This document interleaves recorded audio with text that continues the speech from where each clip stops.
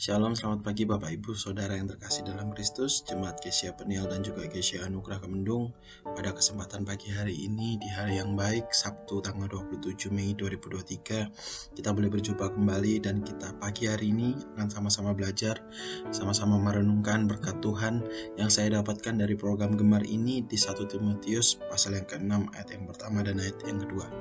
Mari kita baca bersama-sama. Semua orang yang menanggung beban perbudakan hendaknya menganggap tuan mereka layak mendapat segala penghormatan, agar nama Allah dan ajaran kita jangan dihujat orang.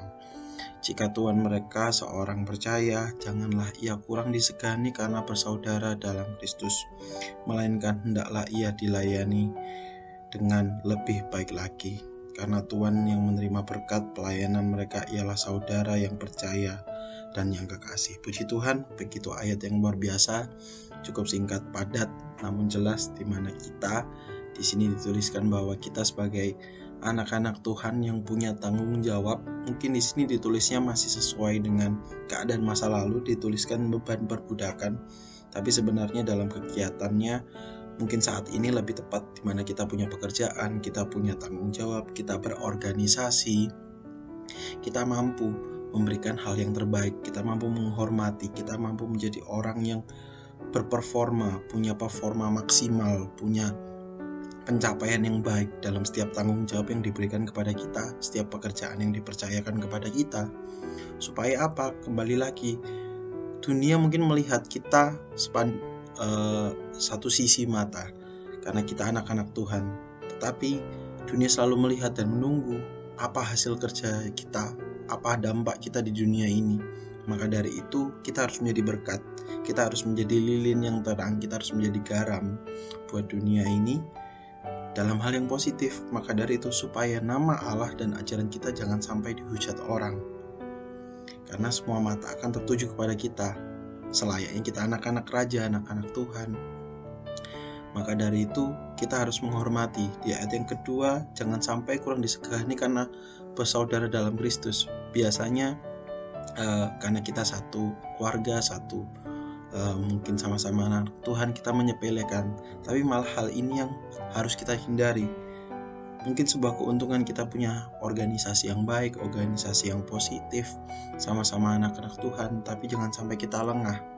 Akhirnya kita jadi gak profesional. Akhirnya nama Tuhan juga yang nantinya akan terancam karena kelakuan dan tindakan kita. Tapi supaya kita tetap bisa fokus, berprofesional dengan apa yang dipercayakan kepada kita, supaya kembali lagi kita jadi berkat dan kemuliaan boleh buat untuk nama Tuhan. Dan mungkin ini dalam terjemahan di bahasa Indonesia dituliskan karena bersaudara dalam Kristus. Kalau dalam terjemahan bahasa Inggrisnya di situ dituliskan let those who master are of the faith have a respect for them because they are brothers. Jadi brothers di sini adalah bersaudara dengan Tuhan. Jadi dalam arti bisa dibilang bahwa pemimpin-pemimpin kita itu juga adalah perwakilan dari Tuhan. Jadi dimanapun kita ditempatkan, dimanapun kita diberi tanggung jawab, dimanapun kita punya sebuah organisasi, kelompok, di situ semuanya sudah karena rencana Tuhan, dan setiap pemimpin kita adalah perwakilan Tuhan. Maka dari itu kita harus mampu memberikan yang terbaik, performa kita, pelayanan kita. Sama seperti di rumah, orang tua yang merupakan perwakilan Tuhan, kita harus mampu melayani, harus mampu menyenangkan orang tua kita, mentaati setiap peraturannya, karena semuanya kembali lagi adalah perwakilan Tuhan. Seperti kita di gereja juga, pelayanan kita, setiap pemimpin kita di gereja, kita mampu menghormatinya, karena kembali lagi terlebih mereka juga adalah perwakilan Tuhan. Dan maka dari itu, supaya kita hendak melayaninya dengan lebih baik lagi, di ayat yang kedua, karena Tuhan yang menerima berkat pelayanan mereka ialah saudara yang percaya dan yang kekasih. Kembali lagi adalah naungan Tuhan, kembali lagi ada perwakilan Tuhan yang memang sudah Tuhan pimpin untuk memimpin kita, untuk mengarahkan kita dalam sebuah tanggung jawab kita. Maka dari itu, dari poin ini saya juga masih belajar dan terus belajar untuk menjadi terang, untuk menjadi garam, untuk menjadi dampak yang positif, untuk menjadi sebuah sentral nama Tuhan yang baik membawa dampak yang baik buat lingkungan kita. Pasti susah karena kita juga sama-sama manusia, kita punya daging. Tapi disinilah yang membedakan kita dengan dunia, di mana kita mampu menjadi sebuah titik yang terang dari kegelapan. Kita bisa menjadi muncul jadi rasa yang manis di kumpulan rasa pahit yang ada. Karena kembali lagi Tuhan menetapkan kita sebagai anak-anaknya, sebagai anak-anak raja, menjadi sebuah perhatian buat dunia ini, menjadi sebuah sosok yang sangat disorot. Dan jangan sampai ketika kita disorot, kita memberikan dampak yang buruk, menjadi batu sandungan.